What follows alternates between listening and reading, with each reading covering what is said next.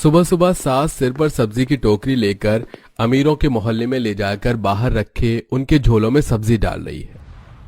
मालकिन, आपकी सब्जियां मैंने थैली में डाल दी हैं, इस महीने का हिसाब कर दीजिए।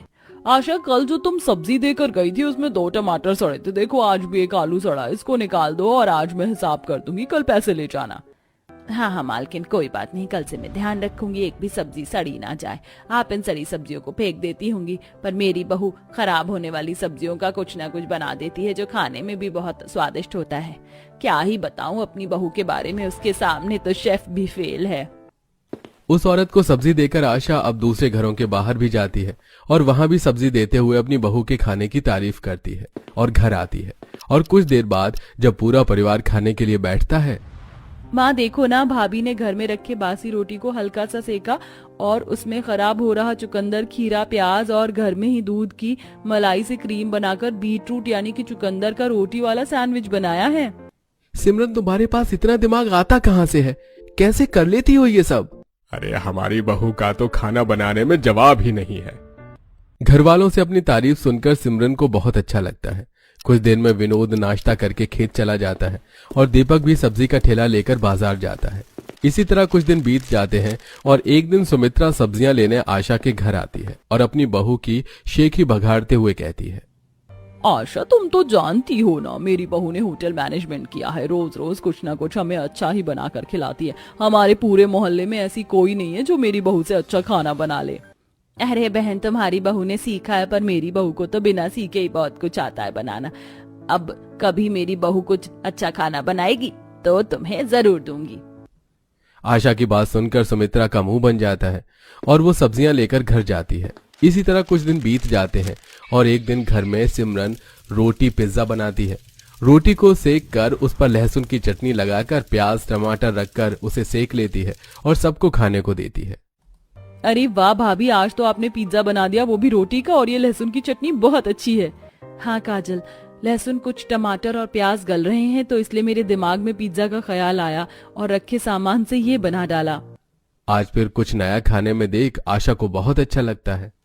अरे बहू, तेरे हाथों में तो सच में जादू है, तू कुछ भी बनाए वो लाजवाब ही बनता है। ऐसा नहीं है माँ जी, वो तो बस मुझे खाना बनाने का शौक है, इसलिए एक्सपेरिमेंट करती हूँ। इसी तरह सिमरन आए दिन कुछ न कुछ बनाती है।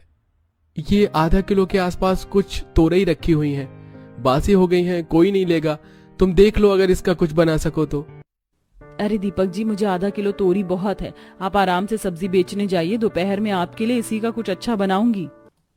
अब दीपक सब्जी बेचने के लिए अपना ठेला लेकर बाजार जाता है। तभी सिमरन तोरई को बारीक काटती है और साथ में रखी हुई सोयाबीन के साथ में चने की दाल मिक्स करके उसके कबाब बना लेती है और उनको स्टीम करके सब्जी बना लेती है। अरे भाभी, हम तो घर में सिर्फ 5 लोग हैं, फिर इतनी सारी सब्जी क्यों बना दी? वैसे ये कबाब बहुत अच्छे लग रहे हैं, किस चीज के हैं ये? जल्दी दो, मैं खाऊंगी। हाँ ये लो खाओ। ये तो बहुत टेस्टी है भाभी, वैसे बताओ ना किस सब्जी के हैं ये? उसी सब्जी के जिसे तुम देखना पसंद नहीं करती, तोरई के। क्या सच में? पर टेस्ट वैसा बिल्कुल नहीं है, अगर ऐसी तोरई बनी तो मैं तो रोज खाऊंगी। बहू, ये सब्जी ज्यादा है ना, मैं ये सब्जी कुछ पड़ोसियों के साथ सुमित्रा को भी दे दूंगी ताकि उसे विश्वास हो जाए कि उसकी बहू से भी अच्छा खाना बनाना कोई जानता है। थोड़ी सी सब्जी लेकर आशा सिमरन के साथ पड़ोस की कुछ औरतों को देती है और जहां सुमित्रा सिमरन के हाथों के कबाब खाकर मुंह बनाती है तो वहीं उसकी एक पड़ोसन जब सिमरन के हाथों की कबाब की सब्जी खाती है तो वो आशा से बोलती है, इतने भी कोई खास कबाब नहीं बनाया तुम्हारी बहू ने। सुमित्रा बहन मुझे तो बहुत पसंद आया, इतना अच्छा तो सुमित्रा बहन की बहू भी नहीं बना पाती, जबकि उसने तो पढ़ाई कर रखी है। हाँ की तो है, इसीलिए अच्छा खाना बनाती हूँ मैं, ये मामूली से कबाब मेरे सामने कुछ नहीं है। अच्छा तो ऐसी बात है, तो हमारे गांव में एक शेफ का कंपटीशन होने वाला है जिसमें जीतने वाले को विदेश में जाने का मौका मिलेगा, एक और बड़ी प्रतियोगिता में हिस्सा लेने का और फेमस शेफ बनने का। तो तुम अपना लक आजमाओ और सिमरन को हराकर दिखाओ, ठीक है बहू? उस आदमी की ये बात सुनकर सिमरन और कविता दोनों ही सपने देखने लगती हैं और अगले दिन दोनों इस कंपटीशन में अपना नाम लिखवा लेती हैं और कुछ ही दिनों में प्रतियोगिता शुरू हो जाती है जिसमें सिर्फ उन दोनों ने हिस्सा लिया था। दोनों सामने थीं पर बाकी सब दाएं बाएं कुर्सी लेकर बैठे हुए थे। बहू, मुझे तुझ पर पूरा भरोसा है, तू ही जीतेगी। माँ जी फिक्र मत कीजिए, कॉलेज में मैंने ही होटल मैनेजमेंट में टॉप किया था और यहाँ पर भी मैं ही टॉप आऊंगी। वो गंवार मेरे सामने ज्यादा देर टिक नहीं पाएगी। हमारे सभी कंटेस्टेंट आ चुके हैं और प्रतियोगिता शुरू होती है। पहले राउंड में आप लोगों को आधा किलो मैदा दिया जाएगा और सारा सामान भी। बस आपको 2 डिश बनानी है, बहुत आसान है। तो प्रतियोगिता शुरू की जाती है। इस तरह प्रतियोगिता शुरू की जाती है और सिमरन इस प्रतियोगिता को जीतने के लिए मैदा लेती है और उसमें फूड कलर डालकर जलेबी बनाती है। बाकी बचे मैदे को गूंथकर उसके नूडल्स बनाती है और उसको स्वाद देने के लिए जितने भी मसाले होते हैं वो डाल देती है। इस तरह वो 2 डिश बनाती है और मैदा कम होने की वजह से कविता भटूरे के अलावा और दूसरी कोई चीज नहीं बना पाती, जिस वजह से बड़ी ही आसानी से वो हार जाती है और सिमरन जीत जाती है। इसे कहते हैं दिमाग। बड़ी आसानी और चालाकी से मिसेस सिमरन ने 2 डिश बना दी हैं, जो खाने में भी लाजवाब है। इसलिए पहला राउंड जीती हैं मिस सिमरन। सिमरन, मुझे पूरा यकीन है तुम जैसे पहले राउंड में जीती वैसे ही दूसरा भी जीत जाओगी। अब शुरू होता है राउंड 2। इसमें आप लोगों के सामने आपकी फेवरेट सब्जियां रखी होंगी और 10 मिनट के अंदर आप लोगों को उसमें रिंग डालकर अपनी पसंदीदा सब्जी लेनी होगी और उसके बाद आधे घंटे में अपना फेवरेट खाना तैयार करना होगा। और अब राउंड शुरू होता है। अब आदमी के इतना बोलते ही दूसरा राउंड शुरू हो जाता है और सिमरन बड़े ही आराम से अपनी मनपसंद सब्जियों पर रिंग डालती है। तो वहीं 10 मिनट बीत जाते हैं और कविता सिर्फ आलू और टमाटर के अलावा किसी भी सब्जी पर रिंग नहीं डाल पाती, जिस वजह से आधे घंटे में सिमरन कटहल के कोफ्ते और पराठे बनाती है। तो वहीं कविता सिर्फ आलू टमाटर की सब्जी बना पाती है और बाकी सब भी कुछ ऐसे ही नॉर्मल चीज बनाते हैं। तो हमारी विनर हमें मिल चुकी हैं और वो है मिसेस सिमरन, और इन्हें मौका मिलता है विदेश जाने का और अपना नाम चमकाने का। देख रही हो आशा, हमारी बहू जीत गई। अब विदेश जाएगी हमारी बहू। सही कह रहे हैं जी आप, हमारी बहू को हमारी तरह सब्जियां नहीं बेचनी पड़ेंगी। गरीब परिवार की ऐसी बातें सुनकर सुमित्रा को बहुत गुस्सा आता है और वो नाराज होकर वहां से चली जाती है।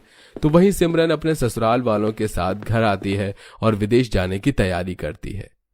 माँ जी, मैं आप लोगों का सपना पूरा करके ही वहाँ से आऊंगी। देखना, मैं शेफ का खिताब जीत कर आऊंगी, प्रोफेशनल शेफ बनकर आऊंगी। इतना बोलकर न सिर्फ सिमरन बल्कि अपने ससुराल वालों के सपने लेकर वो विदेश जाती है और पूरा गांव अपने घर में टीवी में सिमरन को देखते हैं, जो एक के बाद एक सारे राउंड क्लियर करती जा रही थी। आशा बहन, देख रही हूँ मैं तुम्हारी बहू को टीवी पर। देखना, सिमरन बहू ही जीत कर आएगी। भगवान करे तुम्हारे मुंह में दही शक्कर हो। सभी लोगों की बात सुनकर आशा की आशा और भी बढ़ जाती है और कुछ ही दिनों में मिसेज शेफ का फाइनल होता है, जहां टीवी पर सब अपनी नजरें गड़ाकर देखते हैं और कुछ ही देर में अनाउंस किया जाता है कि सिमरन जीत गई है और सबकी आंखों में आंसू आ जाते हैं। अब सब सिमरन को टीवी में शेफ के कोट और ट्रॉफी को उठाते हुए देखते हैं। कुछ दिनों के बाद वो शेफ के कोट में घर आती है, जहां वो देखती है कि गांव वालों ने मिलकर उसके स्वागत के लिए बैंड बाजे और फूलों का इंतजाम किया है। उसके आते ही सभी गांव वाले उसे शेफ की टोपी पहनाते हैं। हमें गर्व है बहू तुम पर। हमारे गांव की सब्जी बेचने वाली सास की बहू शेफ बनकर गांव लौटी है। गांव वालों का प्यार देख सिमरन की आंखों में आंसू आ जाते हैं, जिसके बाद वो जीती हुई रकम से अपने गांव में ही रेस्टोरेंट चालू करती है और बड़े ही कम दामों पर गांव वालों को उनकी फरमाइश की डिश बनाकर देती है। अब वो कंपटीशन जीतने के बाद फेमस हो चुकी थी, तो एक न्यूज चैनल ने उन्हें अपने स्टूडियो बुलाकर सास बहू का इंटरव्यू लिया। माता जी, आप सब्जी बेचती हैं और आपकी बहू आज इतनी बड़ी शेफ बन गई है, क्या कहना है आपका? मैं इतनी खुश हूँ कि मैं बता नहीं सकती। मेरी बहू ने वो कर दिखाया जिसकी किसी को उम्मीद नहीं थी। काबिलियत इसमें बहुत है, मैं ये जानती थी। वैसे हमने सुना है सिमरन जी, आपकी सास का बहुत बड़ा हाथ है आपको फेमस शेफ बनाने में। जी बिल्कुल, मेरी सासू माँ ने मुझ पर विश्वास दिखाया। इनके विश्वास और जिद की वजह से मैं ये मुकाम हासिल कर पाई हूँ। मेरी सासू माँ बेस्ट हैं। वैसे मानना पड़ेगा माँ जी, अगर आप जैसी सास हो तो बहुएं शादी के बाद भी अपनी पहचान बना सकती हैं। जी बिल्कुल, वैसे आज आपने हमें बुलाया, आपका शुक्रिया। इसीलिए मैं आप सबके लिए अपने हाथों का बना खाना लाई हूँ। ले आऊं? हाँ बिल्कुल, नेकी और पूछ पूछ। अब सिमरन अपना बड़ा टिफिन बॉक्स लेकर आती है और खोलती है। फिर फीमेल रिपोर्टर खाना खाती है और उसकी ऑन कैमरा काफी तारीफ करती है, जिसे देखने वाले दर्शक अब सिमरन के रेस्टोरेंट में जाते हैं और वो फिर फेमस होती है, साथ में उसकी आमदनी भी बढ़ती है। वाह, मजा आ जाएगा। मेरी शादी गोवा में होगी, मैं समुद्र देखूंगी और गोवा घूमूंगी। मैं तो अभी से एक्साइटेड हो रही हूँ। दीदी, आप अभी से ही इतनी खुशी क्यों मना रही हो गोवा जाने की? मेरा मतलब गोवा वाले मेहमान तो हम दोनों को ही देखने आ रहे हैं ना। हो भी तो सकता है कि उन्हें मैं ही पसंद आ जाऊं, तो फिर आपकी शादी उन बिहार वाले लोगों में होगी। चुप कर सोनाली, मैं उन बिहारियों में शादी नहीं करूंगी। एक बात मेरी कान खोलकर सुन लेना, गोवा में तो मैं ही शादी करूंगी, और उसमें अगर तू बीच में आई तो अच्छा नहीं होगा। सोनाली, मेरी बात को कान खोलकर और दिमाग खोलकर सुन। अभी जब मेहमान आए तो तू नीचे मत आना, फिर इस तरह से वो मुझे ही पसंद कर लेंगे। लेकिन दीदी, लेकिन वेकिन कुछ नहीं, मैंने कह दिया तो बस कह दिया। मैं बड़ी बहन हूँ और इसीलिए तुझे मेरी बात को मानना पड़ेगा। ज्योतिका सोनाली से ऐसे बोलकर दूसरे कमरे में खुद तैयार होने को आ गई। ज्योतिका और सोनाली दोनों बहनें थीं। उन दोनों में बचपन से ही काफी कम प्यार था, जिसकी वजह से उनमें लड़ाई ही ज्यादा चलती रहती थी। आज भी दोनों बहनें एक रिश्ते के ऊपर झगड़ रही थीं, जो गोवा से आने वाला था। कुछ ही देर में गोवा वाले मेहमान आ गए, जिनके सामने ज्योतिका ही बंठन कराई। तो ये आपकी बेटी है। ठीक ही है, तुम बताओ बेटा आयुष्मान। मुझे भी ये रिश्ता सही लग रहा है माँ। यामिनी जी, हमें ये रिश्ता मंजूर है। जी बहुत बहुत शुक्रिया। ये इन लोगों के सामने बस ज्योतिका क्यों आई? सोनाली को भी तो मैंने बोला था। इन लोगों के जाने के बाद पूछूंगी। कुछ देर बाद ही गोवा के मेहमान यामिनी के घर से चले गए, जिसके बाद वो अपनी बेटियों के कमरे में गई और सोनाली बेटा, मैंने तो तुम दोनों से ही कहा था कि मेहमानों के पास आ जाना, और ज्यादा तो मैं तुझे ही चाह रही थी कि वो लोग तुझे पसंद कर लें। अगर वो तुझे पसंद कर लेते तो तू गोवा जा पाती, जहाँ तू बचपन से जाना चाहती है। हाँ माँ, मैं समझ रही हूँ कि आप क्या बोल रही हो, लेकिन मैं बस इसीलिए बाहर नहीं आई क्योंकि मुझे लगा पहले दीदी का रिश्ता पक्का होना सही है। कोई बात नहीं माँ, अगर गोवा वाले मेहमानों ने दीदी को पसंद कर लिया तो, और ये तो अच्छी ही बात है। मैं बिहार वाले मेहमानों के यहाँ भी शादी को तैयार हूँ। धारा सोनाली का चेहरा बस यूं ही देखती रह गई। सोनाली ने अपनी बहन की धमकियां अपनी मां को नहीं बताई और वो बिहार में भी शादी करने को राजी हो गई। एक दो दिन बाद बिहारी लोग भी धारा के घर सोनाली को देखने आ गए, जहां पहली नजर में सोनाली उन्हें पसंद आ गई। और फिर तुम्हारी बेटी तो बहना बहुत ही सोनी है। मुझे पंजाबी नहीं आती, बस जरा सी बोल रहा हूँ। चुप रहिए आप। बहन, इन्हें तो ऐसे ही मजाक की ही लगी रहती। मैं बताती हूँ, हमें ये रिश्ता मंजूर है। आपका बहुत बहुत शुक्रिया जी। यामिनी बहुत ज्यादा खुश हुई क्योंकि उसकी दोनों ही बेटियों का रिश्ता पक्का हो गया था। देखते ही देखते यामिनी का अपनी बेटियों के साथ सफर खत्म हुआ और वो दिन भी आया जब वो दोनों विदा होकर अपने अपने ससुराल चली गई। अब उन दोनों की ही शादी को लगभग एक हफ्ता होने को आया था और उनका अपने ससुराल में कुछ ऐसा हाल था। कितना सुंदर समुद्र दिखाई देता है मेरी खिड़की से, लेकिन इस एक हफ्ते गोवा में रहकर भी मैं एक बार भी बीच पर नहीं गई हूँ। क्या हुआ? क्या बात है? हमारी शादी को पूरा एक हफ्ता होने को आया है, लेकिन इस एक हफ्ते में एक बार भी हम घूमने नहीं गए। आयुष्मान, चलिए ना आज कहीं घूमने चलते हैं। पागल मत बनो ज्योतिका, मेरे पास ऐसे घूमने फिरने का वक्त नहीं है। मुझे काम पर जाना है।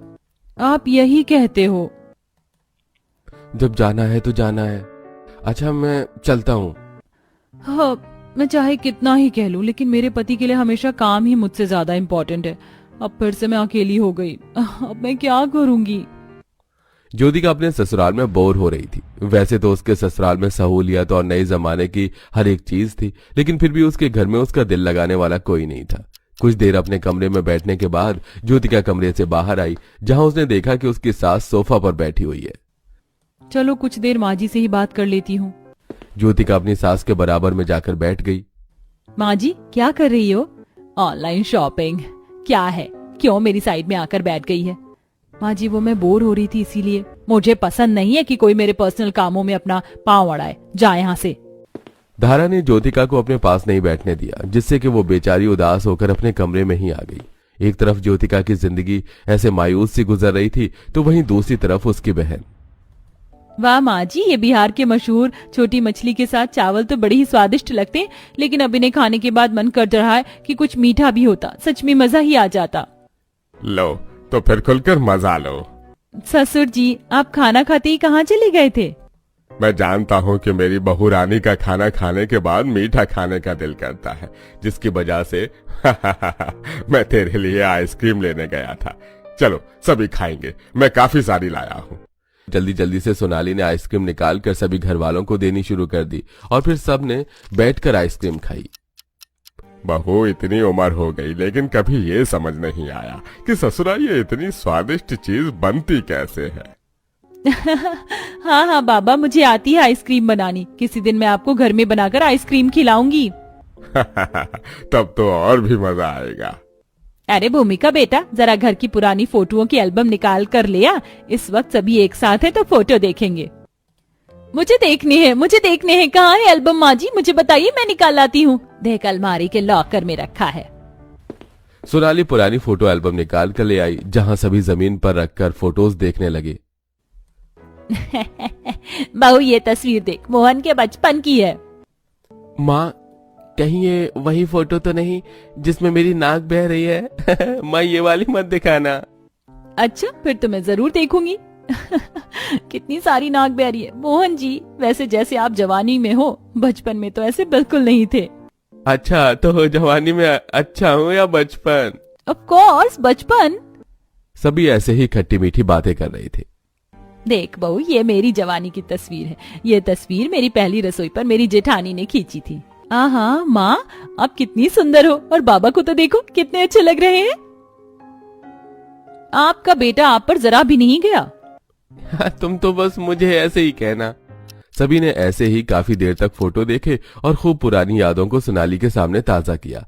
अभी वो फोटो देख ही रहे थे कि तभी एक फोटो भूमिका का आया। भाभी, ये जब की फोटो है जब मैं स्कूल से गोवा गई थी। गोवा? क्या हुआ सोनाली, क्या बात है? कुछ नहीं, बस गोवा। नहीं, कुछ नहीं। सोनाली का गोवा को सुनकर मन सा भर आया। कुछ देर फोटोज देखने के बाद उन्होंने एल्बम समेट दी और फिर सोनाली वापस से अपने परिवार में मगन हो गई। ऐसे ही सिलसिला जारी था। सोनाली का परिवार गरीब था, लेकिन फिर भी वो उसके साथ खुश रहती थी। वहीं दूसरी तरफ ज्योतिका का ससुराल अमीर होने के बावजूद उसकी जिंदगी में खुशियां नहीं थी। ऐसे ही आज के दिन। माँ जी, आप कहाँ जा रही हैं? मैं बोर हो रही हूँ, क्या मैं भी आपके साथ चलूं? नहीं, बिल्कुल भी नहीं। मैं अपना ब्यूटी ट्रीटमेंट लेने जा रही हूँ और तुझे आने की कोई जरूरत नहीं है। आज भी धारा ज्योतिका को उदास छोड़कर खुद अपने ब्यूटी ट्रीटमेंट लेने को चली गई, जिसके बाद ज्योतिका घर में ही बोर हुई। तो वहीं दूसरी तरफ, माँ, मैंने पता लगा लिया है कि सोनाली गोवा का नाम सुनकर क्यों उदास हो गई थी। उसकी वजह यह है कि माँ, सोनाली बचपन से गोवा जाना चाहती है। अच्छा, तो क्या हुआ, हम लेकर जाएंगे अपनी बहू को गोवा? मैं भी यही सोच रहा था माँ। मैं आज से ही अपने काम के घंटे बढ़ा रहा हूँ। सोनाली का जन्मदिन भी आने वाला है, तो उसके जन्मदिन तक हमारे पास पैसे हो जाएंगे। हाँ, मैं भी काम के घंटे बढ़ा दूंगा। ऐसा है तो मुझे भी थोड़ी मछली लाकर दे देना, मैं मछली बेच लूंगी। और मैं बच्चों को घर में ही ट्यूशन दे दूंगी, तो उससे हमें काफी प्रॉफिट होगा और हम सभी गोवा जा पाएंगे। पूरे परिवार ने सिर्फ सोनाली के लिए आपस में कामों को बांट लिया। बस फिर क्या, अगले ही दिन से उन सभी ने ही काम करना शुरू कर दिया, जिससे कि उनके काफी पैसे जुड़ गए। और फिर उन लोगों ने सोनाली को गोवा जाने का सरप्राइज दिया। हम सच में गोवा जा रहे हैं? तो ये इतनी मेहनत आप लोग मेरे लिए कर रहे थे? सोनाली अपने परिवार का प्यार देखकर इमोशनल हो गई। अगले ही दिन वो लोग गोवा के लिए निकल गए और वहां उन्होंने काफी मजे किए। आज वो सभी एक समुद्र के किनारे आए हुए थे कि तभी, हाँ, दुनिया भर से टूरिस्ट गोवा देखने आते हैं और देखकर चले जाते हैं, और यहाँ मैं हूँ जो गोवा में रहते हुए भी आज तक अपने घर के पास वाले समुद्र किनारे भी नहीं गई हूँ। अरे ये क्या, ये तो मुझे देखने से सोनाली लग रही है, लेकिन उसकी शादी तो बिहार में हुई थी। वो भला यहाँ कैसे हो सकती है? हे भगवान, मेरा तो दिमाग ही काम नहीं कर रहा है। जाकर देखती हूँ। ज्योतिका को खिड़की से सोनाली का परिवार नजर आया, जिसको देखकर ज्योतिका खुद को रोक नहीं पाई और वो बाहर आकर देखने लगी। मेरा शक सही था, ये सोनाली ही है। हाँ बाबा। अरे ज्योतिका दीदी, आप? हाँ मैं। तू बता, तू गोवा में कैसे? अब मैं क्या ही बताऊं दीदी, मेरे गरीब ससुराल वालों ने मुझे मेरे जन्मदिन का ये तोहफा दिया, मुझे गोवा ले आए। मैंने बहुत सारी जगह तो घूम भी ली है। सोनाली की बात सुनकर ज्योतिका यूं ही रह गई। अब उसे एहसास हो रहा था कि उसकी बुराई ने उसे कहां लाकर छोड़ दिया था। अब ज्योतिका बस पछतावा ही कर सकती थी।